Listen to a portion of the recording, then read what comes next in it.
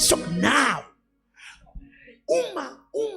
uma laba le uma belapha ensimini uNkulunkulu wayenza ebavezela ukuthi ngomoya wami ningaphila ngomsebenzi wezandla zami notho wezandla zenu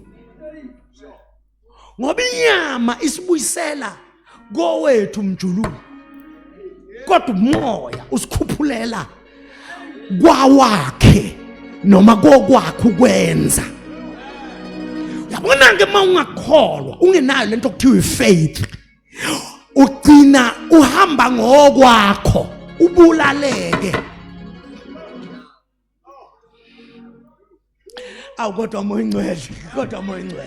kodwa moya ngcwele mhlambe to cut the long story short incwadi kaJohn iveza ke umsebenzi kaJesu uyabona uma eqeda uJesu ukuthi abaphe izinkwa ahlephula izinkwa abaphe izinkwa isengezwe manje khona into enyakazayo uma eqeda ubapha izinkwa wangena emkhunjini wawela waya ngaphesheya ngale ngaphesheya abasekho ababhali bangapha sekuthatha uJohn ku chapter number 6 athi asebhala ngabangakubhalanga bonke abantu la uJesu esethi mina ngisinkwa sokuphila odla mina akasophinda lamba uyophila kuze kube ngona phakade sokuJohn lapho kabasekho abanye ababhala omethu bathule ngenxa ukuthi uJesu sekhuluma amazwi ukuthi hey nani nifuna ukubuyela lena yini nifuna izinkwa yini lithi iBhayibheli waphakama uPeter uJohn wabhala uPeter mayiphakama wathi siyakuya kuphi inkosi siyakuya kubani ngoba la kuwe kunamazwi okuphila so now uma uJesu sekhuluma lapho athi obaba benu badla imana bafa kodwa odle mina kasoze afa naphakade bazalwane uyabona njengoba singasabi kufa nje yilento eyashiwo uJesu ukuthi asikufa naphakade thina akhona la singayi khona okholwa indodana unokuphila okuphakathi udlulile ekufeni wangena ekuphileni yilelo class ke thina esiphila kulo iclass langaphesheya kokufa but uma uJesu esefika lakho negoqa wonke umsebenzi enza lento okuthiwa yini kambe uma omunye ehamba emsebenzini omunye ngena wenza hand over incwadi yezenzo u14 no15 no16 incwadi ye-hand over yingakho uma usufika ku chapter number 17 esethi inkosi bagcine uthi bagcine kulo lelizwe bagcine kulo lelizwe because now we are hand over ngamanye amagama wonke umsebenzi awenzile sekulindeleke ukuthi ubonakale bona benza njani bewenza kodwa nisekhona bazalwane now uma uzofika ku chapter number 14 verse number 1 lithi inhliziyo yenu mayingakhathazeki kodwa kholwani ngamanye amagama kule level uJesu ashiya kuyo it's either uyakholwa ukwenzeke noma uyakhathazeka and lose everything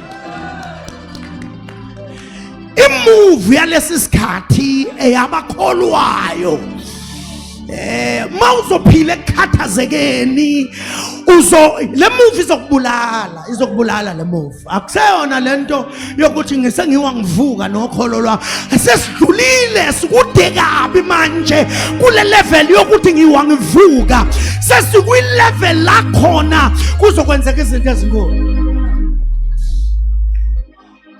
wakho umeqeda ukuthi kholwani ningakhathazeki abesethe ekhaya lekababa ngoba uyabona ukuthi khona usendleleni kukhona la yakhona kodwa kodwa nikhona bazalwane ukhona uzo hand over kithi umsebenzi wakhe abesezokhuluma lezi zinto okuyizona ezishaka impilo yami.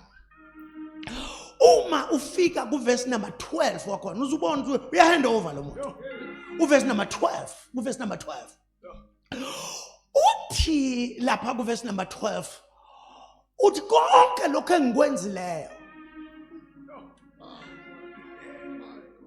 nani nizo hayi kahleni bazalwane nikhona konke lokho engikwenzileyo verily I say unto you he that believeth on me the works imsebenzi lena engiyenzile naye futhi uzokwenza njani uzoyenza ngani ngokholwa okholwa yimi buka la amagama uthu athi verily kusho ukuthi iqiniso lamaqiniso akukho amanye amandla azokwazi ukuyiguqula lento engiyishoyo okholwa yimi imsebenzi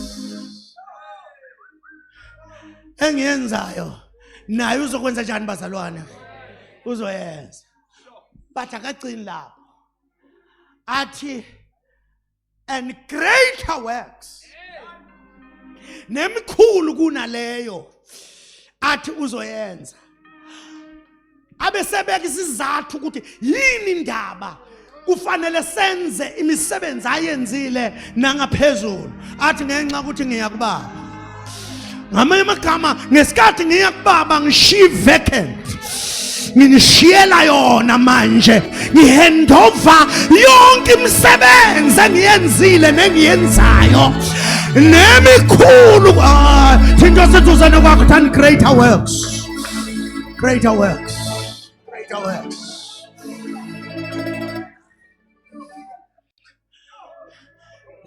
This was a divine handover. Abe esedlula aye ku verse number 13 14. U14 wakhona athi uma nicela noma yini egameni lami uma nicela utho kimi egameni lami ngolwenza awuhlehliwe ku 13. This thing is too much. Noma yini eniyakuyicela noma hayi come on uyabona namhlanje singena kwi level yokucela noma yini abashadile abangena ngane bazohamba ugijima ingane esweni noma yini eniyakuyicela egameni lami ngiyakuyenza ukuba ubaba enziwe njani ngamanye amagama uma sicela enza akukhazinyuliswa thina akukhazinyuliswa ibandla esikhonza kulo kukhazinyuliswa ubaba esezulwini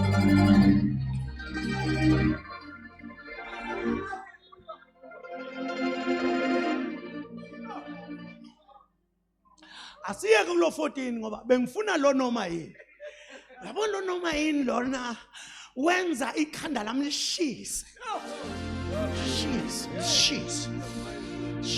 shise ikhanda lami cela noma yini yazi uyakholwa ukuthi ungacela noma yini namhlanje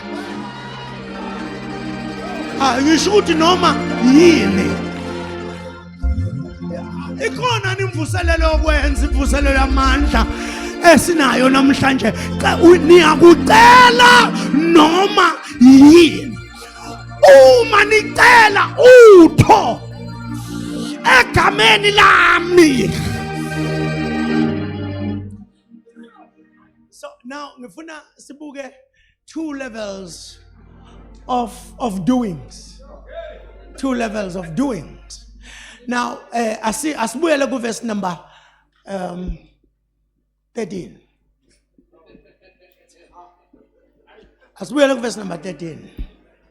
Verse number 13. Ubani owenzayo la?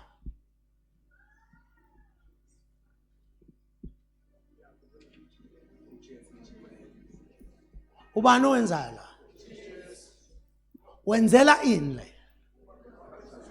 Khazisa ubaba endodaneni.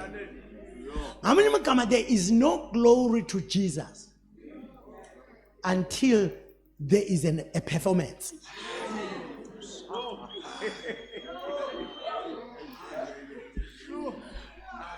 Asindiselwanga ukushisha amabhenji bazalwane. Asindiselwanga ukuthi sibe asset yasesontweni. Sisindiselwe umsebenzi. Umsebenzi. Yini oyenzayo? So uthi ke lapha noma nicela noma yini egameni lami. Amanye amagama ngifuna niphinde le answer yenu ngoba ayikho right. Ubani ophendulayo la?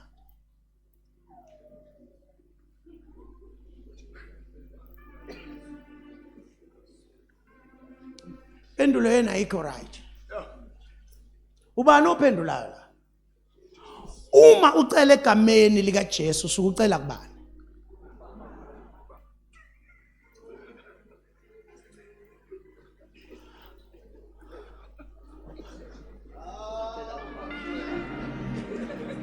So verse number 13 is God the Father answering, doing. And uphendulela into eyodwa ukuze kukhanyiswe yena. Kodwa ukhazuliswa kubani? Endodaneni.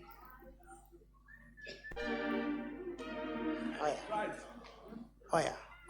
So lapha yana ubaba okuthandazwa kuye lapha. Right. Uthandazwa egameni lika Jesu. Right. Which is a PIN. Access code. Ngoba intweni zasezulwini, the only access code that is known in heaven igama lika Jesu. Akho noyedwa okwazi uku-access izinto zasezulwini ngegama lakhe. Akho oyela, akho lutho. Ungezwa izinto zikhulunywa. Uzokuthiwa uqobo lala ekhaya. No.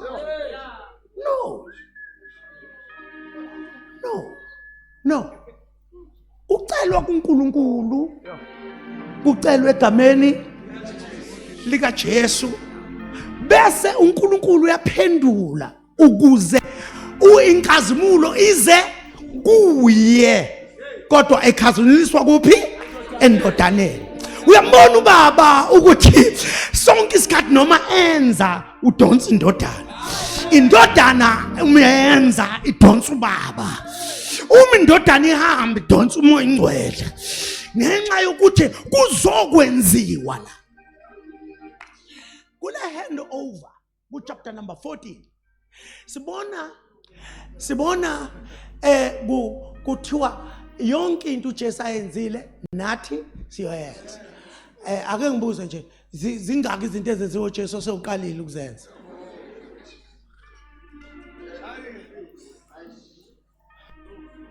Abona masingena kuma fasting this year. Sithi Nkosi, we are the doers of the word. Singabenzi besu uma siya kula ma fasting ngoba ibandla selibe ijoke kakhulu. Sisibe ijoke.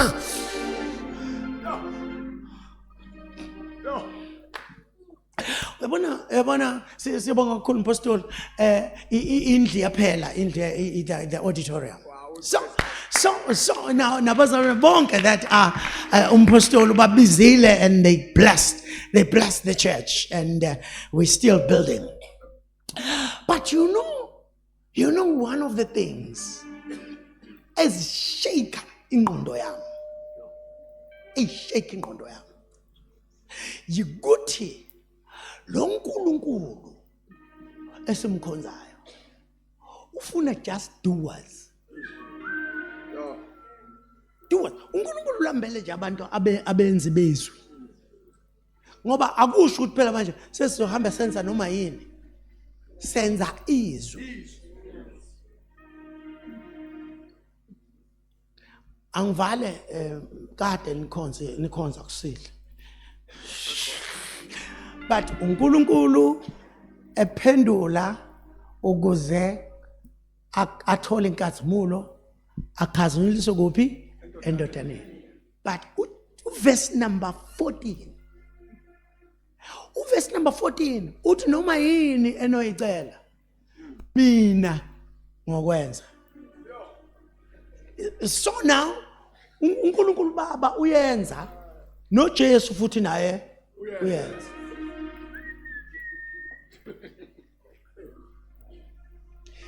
So it's very, very important we understand the land. We understand. Angithi conference. Yes. Akufuneki sinivangele kakhulu. Ufanele siphume la sine substance. Substance. Now, uma uya ku verse number 15, 16, 17. Uzobona uverse now uma ningithanda niyakugcina imiyalo. Yeah. So now that's the level of love. Awukwazi ukuthi uyamthanda uhluleka ukugcina. Leli gama lithi imiyalo lisho my principles.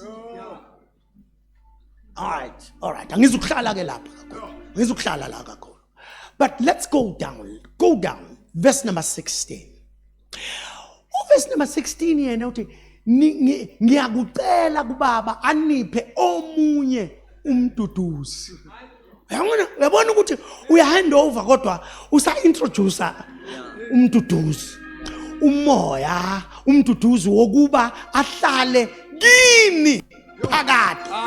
Usuyabona phezulu komoya owayiphefumulele when he ruach upon you. Usededele noNkulunkulu moyingcwele. Lo uNkulunkulu oyi department kamoya oyingcwele ukuthi akehle ahlale phezulu ahlale nani. Hayi nje ngephasika. Hayi ngeconference. Kodwa phakade these things umoyingcwele ukithi forever. But ngifuna ubone enye into ngomoyingcwele. Uverse number 17. Ubone into ngiza ku chapter 15 njalo. Kusho ukuthi awal kapheli. So umoya weqiniso izwe elingena kumamukela ngokuba lingamboni. Okay. Let's pause there. Bazalwane, seniqalile ukumbona ngoba sizoba nenkinga yokuhamba nabazalwane bengamboni njengezwe. Lithi iBhayibheli izwe ngeke limamukele. Isizathu salo ukuthi linjani bazalwane alimboni futhi alimazi. Izwe alikwazi kwamukela umoyingcwele. Umuzwa ngisho umuntu ehlabelela ngomoyingcwele engamazi uzwe ukuthi uyabona uhlabelela ngento thina siyaziyo kodwa yena akayazi lo. Umoyingcwele.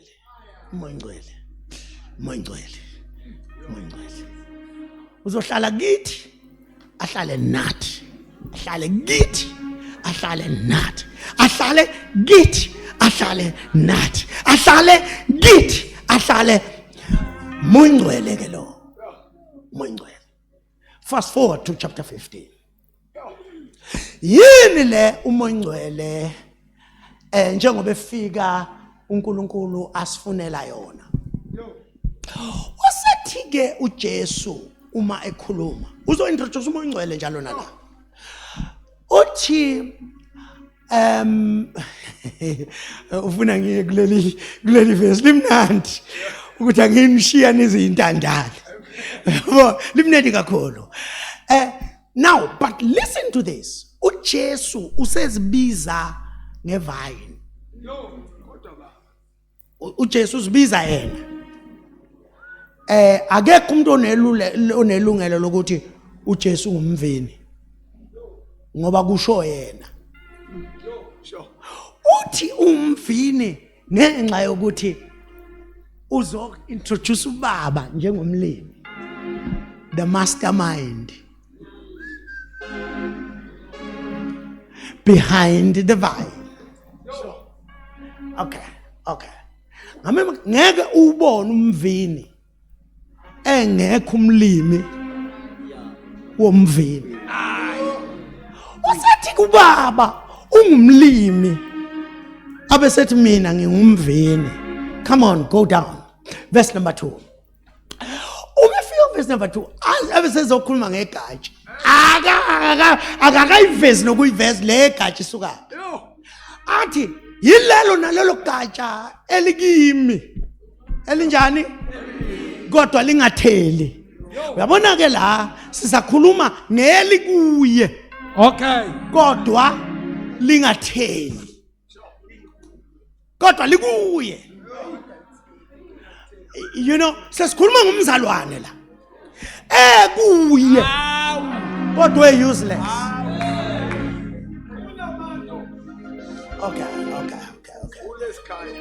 Uyabona uNkulunkulu engisizile namhlanje engathi ungacasuka. Ucasuke kumoya. Uthi I will never be a useless branch. I will never be a useless branch. Igatsha ilelo nalelo gatsha likimi. Elingatheli izithelo. Uyalisusa. Ubani olisusayo manje? Ubaba. Umlimi. Umsebenzi wakhe ukususa amagatsha akuJesu. Kodwa engatheli. Yabona ke lenkonzo ijulile lenkonzo ikujulile. So now leli gatsha likuye. Kodwa alitheli. Uyalisusa ubani? Kusukela ku verse number 1. Ubani olisusayo? Umlimi, ubaba. Uyalisusa leli gatsha elingatheli izithelo. Bese kuthi leli lithelayo. Uyalihlunga.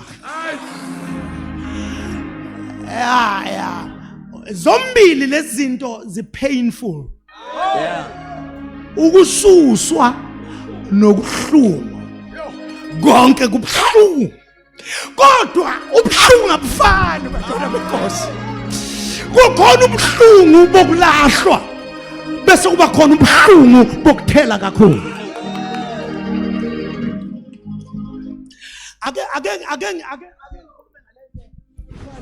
Izinto thina njengabazalwane enye yezinto esingayifuni ziyinhlupheko. Yabo, uyabona wonke ukhipha inhlupheko evangelini. Ukhiphe ukuphuthuma kwalo.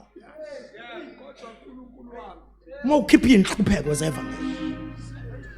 All right. Ingakho uma uPaul ekhuluma encwadini yabaseFilipi chapter number 3 from verse number 7 abesethi konke okwakuyinzuzo kimi ngakushaya indiva ngenxa yokumazi nakalokhu ngikushaya izibi ngenxa yobukhulu bokumazi abesethi ukuze ngimazi yena ukuze ngimazi yena kodwa ngazi namandla okuvuka kwakhe abesethi ngimfuza ngenhlupheko zakhe. Okay. So now you cut inhlupheko evangelini. Uzosala nento emile stagnant. Engakejini. Uyalihlunga ukuba lithele kakhulu. Come on, go to 3. Mawuya lapha ku 3 uthi nina senihlanzekile ngani? Yes. Ngamagama nikwazi ukunamathela kimi uma ningahlanzekanga ngeso. Yizwi elisenza sibe ingcenye yakhe. but before lisenze sibe ingxenye sidlule esihlanzweni ukuxolelwa kwezono lo. Okay, go down. Kukhona lento engifuna lithi hlalani kimi nami kini. Ngizobuya lapho khona manje. Njengalokho igatsha lingethele izithelo ngokwalo kuphela uma lihleli kuphi? Emvinini. Igatsha lithela ngoba likuJesu. Amanye amagama akusi alinawo amandla okuthela, amandla aqhamuka kwi-stem, kwi-roots and the stem. The vine. Okay, ngiyanizwa manje ngathi senifuna ukulala. So now lithi kanjalo ke nani uma nihlala kimi nizokwenza njani? Nizothela ini? Obana bathi siyal enjoy isu ke namhlanje. Go a little bit down. Verse number 5 uthi mina ngingumvini. Mina ningamagatsha.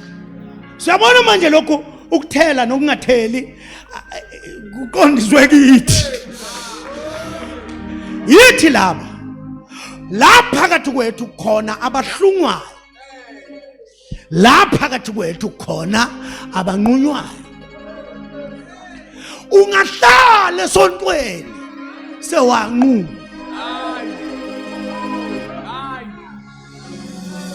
Hayi ngomvuma mina udla umthendeleko sewanquma. Yikho phela omunye angezwa noma engena endabeni eyigossip. Ngoba umvini awusasho ukuthi leyana kuseyona ethu. Kade wanqunywa emvinini. You see, in fact baningi kakhulu abanqunyiwe kunalabo abasahleli. Ohlala kuthela izithelo eziningi abesethi ngaphandle kwami ningenze lutho. Come on, go down. Ngiyabuya ngiza kuleli elithi hlalani kimi.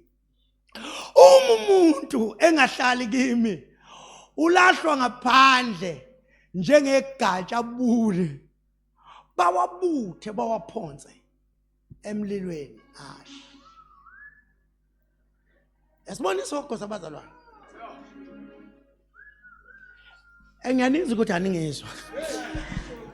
Abantu abake banamathela kuye basuke bangathela base beyanqunywa. Uma sebenqunyiwe baqale bathi ukubekwa babune.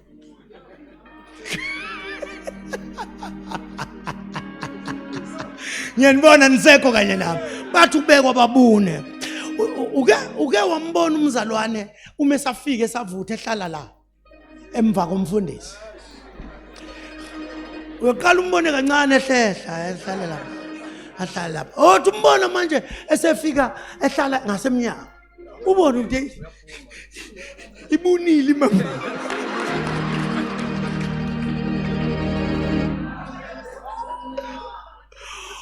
Umuntu uqala ukumbona esenkonzweni. Uyabona ubefika early. Ubona uyavutha. Manje yabona lento ibhlunga because sesihlala nabazalwane isikhathi eside. Amen. Sesimaza umzalwane ehlehla ephakathi. Ubona ukuthi inqunyiwe imambala. Iyabuna. Seyilinda usuku. Loqoqoko lamagatsha. Ayoshisa. Umuntu uyahleka kambe noma kufiwa. So lifakwe emlilweni. Uzubona ukuthi akusakhulunywa ngegatsha la. Sokukhulunywa ngumuntu kuze kuthiwa ashe. No bazalwane. Uyabona ukuthi kuqale ngathi kukhulunywa ngegatsha. Kodwa mase kuthiwa la bese kuthiwa ashe. Umuntu owake wanambitha izinto zasezulwini. Wakhuluma ulimi lwasezulwini. Wasuke wangathela waba yikholwa lingenzi lutho futhi alikhululekele ungenzi lutho ungatheli.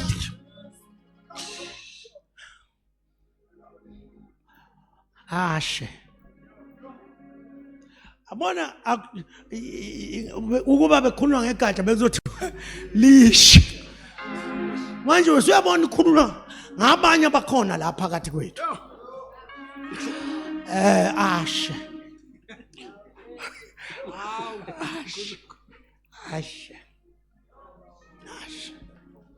Ashe. But let me come back to this one. Let me come back to them. Into okufanele wena njengomzalwane uqiniseke ukuyenza ukuhlala kuye. Uyabona leli gama lithi abide.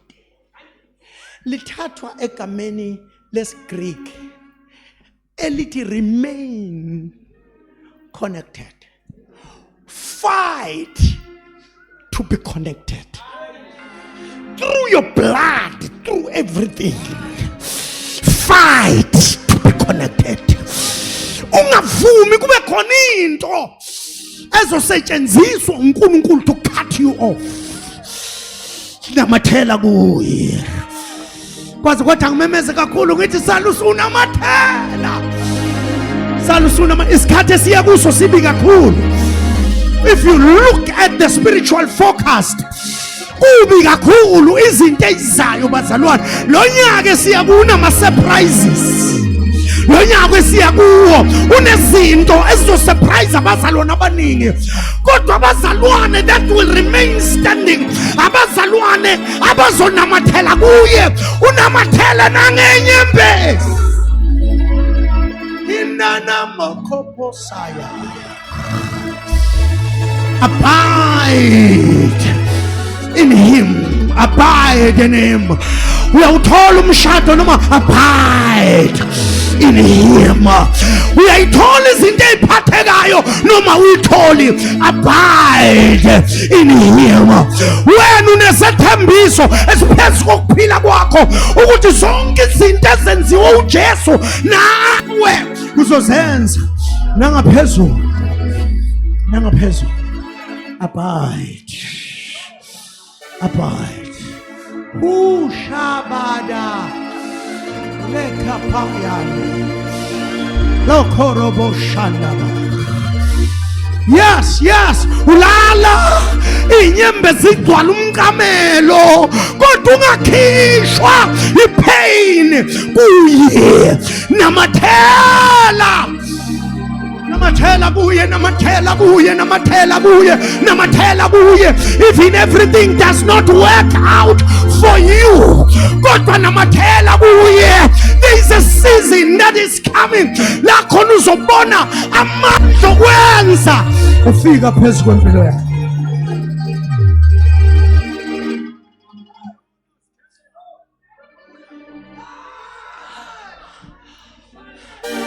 Let me say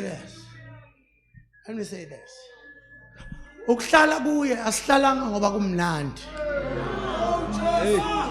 Sesadlule ebumnandini.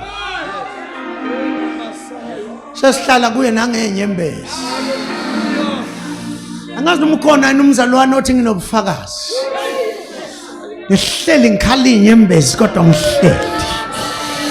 Ngoba kuye mawuhleli kuye noma ungakatheli manje ngoba kwesinye isikhathi kungenzeka ukuthi awukatheli kanti usekwi-process of pruning, kwi-season of pruning ukuze mhla uphela ungakhiphi igwava elilodwa sivele isihlahla silenga amagwava. Wenzenjani ukwaze ukuhlala when there was tremendous pain?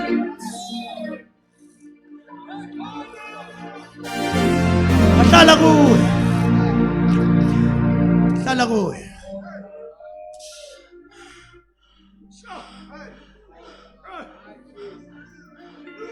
Hlala kimi. Hlala kuye. Umthanda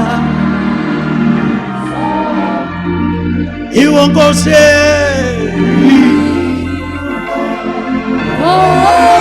umthandazo wami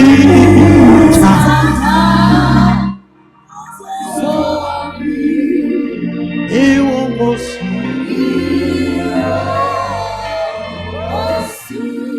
ngizwa uNkulunkulu ngizwa umoya ongcwele ngizwa uJesu handover ngizwa sengazathi usuku uJesu ashiya ngalibandla handover ethi ngiyahamba mina kodwa hlalani kimi asimuzwa uPaul ekhuluma ngaye ethi uma navuswa kanye naye ngoba noma esezulwini enye izinto ezenza abantu bangasunderstand ukuthi uhlale ngakwesokunene sonke sinamathelela abide mina sengiyakwazi la khona ngiyakwazi nala emhlabeni ngihleli ngithatha isinqumo to abide hlala kuye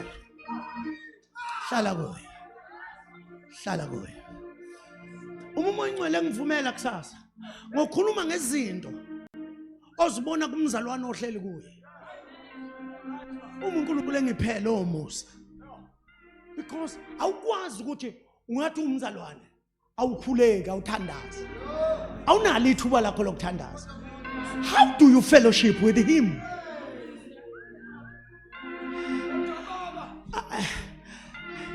You see lento yokuhlala kuye Jesus Christ. Angisho kanjena. Uma usika mfundisi wami usika isiqu kuphume amanzi amhlophe. Noma usika igatsha kuzophuma amanzi. Kushuthi yonke into esesiqwini isegatsheni. You see bazalwane angazofika nini la khona senza izinto azenzile kufike la khona konke okubuye kudlulele kithi. Because this thing is about transference. It's not only in handover, but it's transference of all that Jesus is. Uyabona eAntioch abazalwane bazinikela kuJesu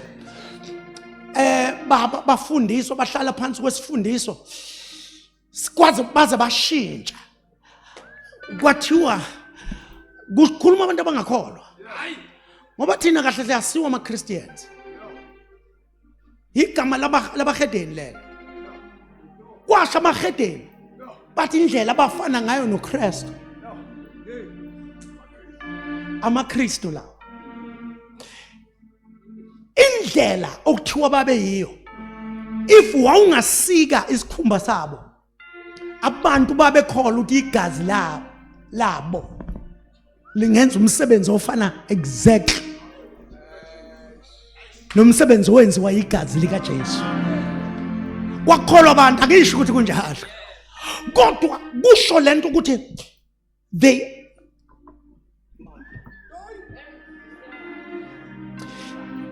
lento awuzenzeli yona iqhamuke empandeni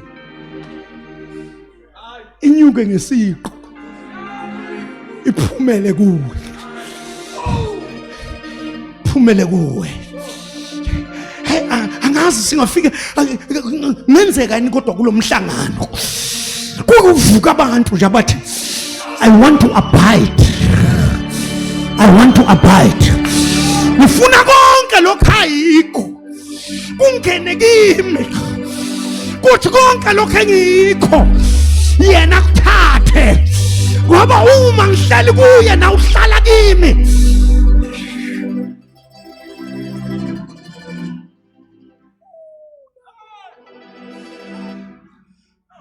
Uma hlala izwe likakubone siyakuba yikho, alikakubone siyakuba yikho. Yabona oPetro behleli kuye madoda, behleli kuye babethi uma behamba nje phakathi kwabantu, abantu beshawa isithunzi, abagulayo bephile, ngenxa yokuthi yonke into yayi kuJesu yayisebenza kubo. Iyona ke lento eyenza ukuthi yonke imisebenzi ayenzayo nabo bayenze nemikhulu kunale. Ngenxa yokuthi konke lokho ayikho sekuphumele kubo. Amen. Angisho lamazwi. uJesu wayengafune khona nje ukusindisa. Wayefune ukuthi avuse abantu ekufeni baphila ukuphila kwakhe, abanika amandla akhe, benza umsebenzi wakhe.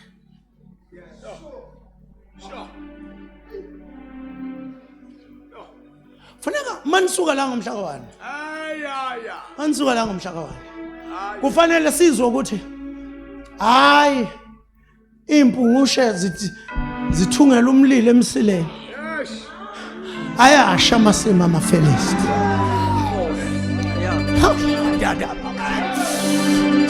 Sigezwe kuthiwa ayasha amasimo amaFilisti. Ingane zesikole ziphakamisa uJesu. Abasebenzayo baphakamisa uJesu. Emabhizinisini baphakamisa uJesu. Amanye amagama sekufika isikhathi la khona simphakamisa uJesu, izwe lingabe lisaqonda ukuthi kazi kuseyibo yini noma sekuJesu. Jesu hamba phakathi kwabantu. Namhlanje I command you and unto the word of grace.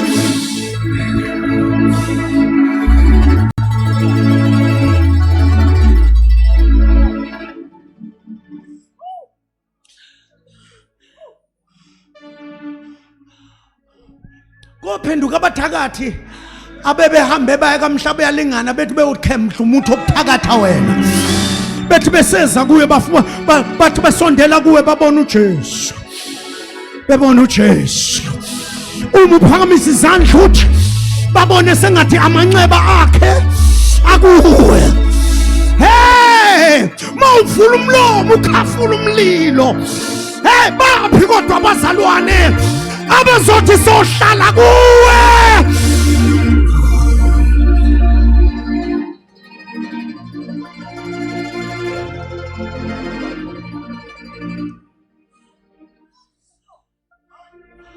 Asimeni kanjani? Hosanna to the high.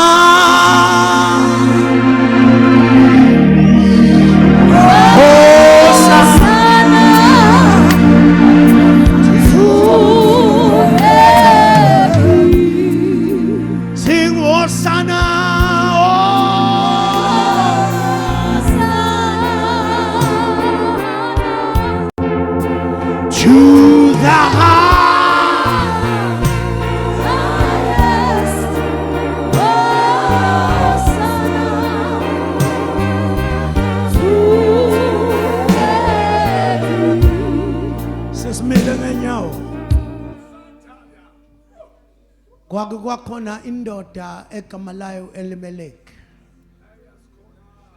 inonkosikazi wayo uNaomi.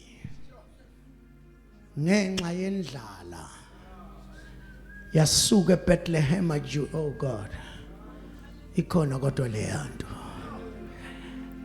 Now uma beyohlala eBethlehem Judah, no besuka eBethlehem Judah.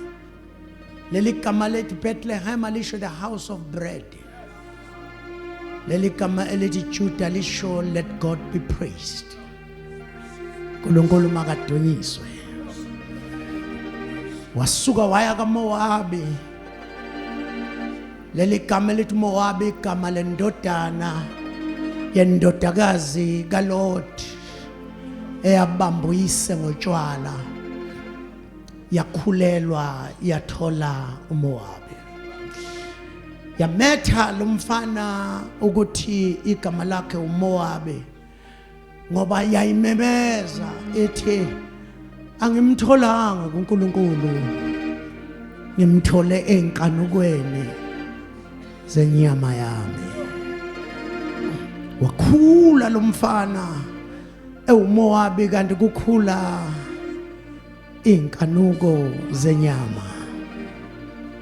This boy was a confusion amongst the people ngoba uma wakhe kwakusisi wakhe, ubaba wakhe kwakumkhulu wakhe. Yena lo mfana kanye nomama babe nobaba oyedwa. Confusion.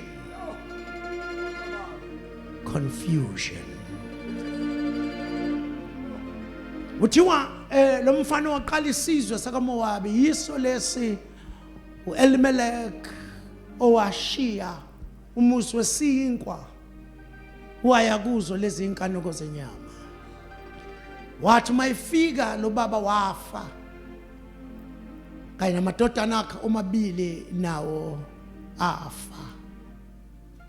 Wasala abafelokazi abathathu, ufelokazi omdala nabafelokazi abancane. Closing. Felokazi omdala wabancenga abafelokazi abancane. Wathi ngicela nibuyele emakhaya oma benu kaMowabi. Ngizwile ukuthi sibuyele isinkwa. Zwile ukuthi sibuyele isinkwa eBethlehem eJuda.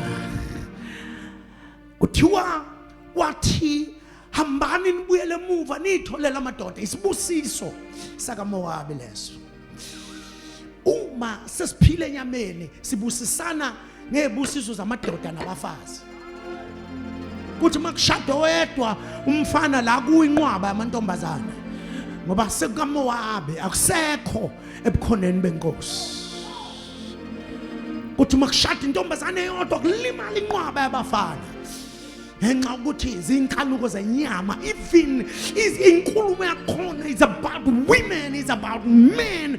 Igcina khona lapho nje awucabange sesireduce impilo sayireducela ebafazini nasemadodeni. Ekhona uNkulunkulu ongaka, ekhona uNkulunkulu ongaka. Bible lithi wathi mayiphendelana emuva kwasondela umakoti oqala wambamba lo mama wamanga wakhala. Wathi mayiseqeda ukukhala wadedela wabuyela kaMowabi, wabuyela enkanukweni zenyama.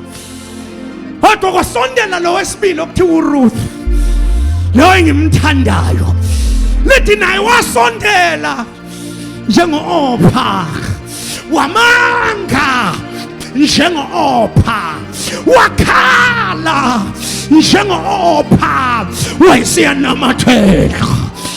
Sengazathi singathola uhlobo olufana noEsther, olufana noRuth, uhlobo olunamathelayo abathi come what may, uNkulunkulu uyakuba uNkulunkulu wami. Zonke izinto zakwa konke lokho ayikho yakuba yikho, yakuba yikho.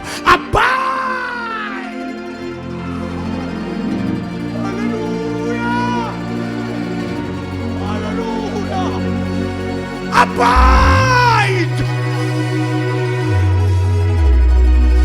Hlalani kimi nizwe udlu likaNkulunkulu livule izandla namhlanje lithi hlalani kimi nami ngohlala kini.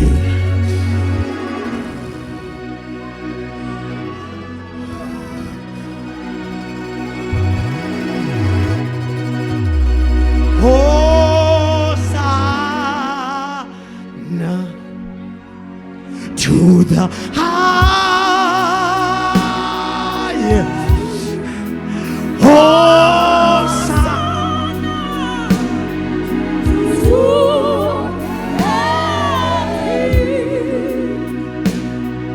sibambane ngezandla. Cela namhlanje senze corporate prayer. Find somebody. Find somebody. Kukhona into ezogijima ngalezo zandla. Kukhona amandla akhe. Make sure ukuthi unamathele kuye. Make sure unamathele kuye. Nanka amandla ebusuku. Nantu ugcobe ebusuku. Nanku umlilo ebusuku. Nanka amandla wenza. Yanda dada bakasaya. Ropopoposaya. Thank you, Jesus. Siyathandaza Nkosi. Ngicela uraise iphimbo lakho. Uthi Nkosi nakho sesikhona. Sifuna ukuhlala kuwe. Na uhlale kithi. Yakhapha. Phakamisa ivoice yakho. Thandaza, thandaza. Thandaza. Ngicela kulo 2 minutes. Awukhohlwe izo zonke izinto ezikuhluphile. Awunamathele kuye. Awuhlale kuye. Yakhande keshataba. Ropoposa yataba. Ngizwa amandla. Amandla okwenza. The empowerment. Kukhona amandla that are empowering men and women for the work of the ministry, for the work of God. Oh, nazinsizwa umoya ingcwele iphakamisa. Nampo mama uNkulunkulu ebathinta.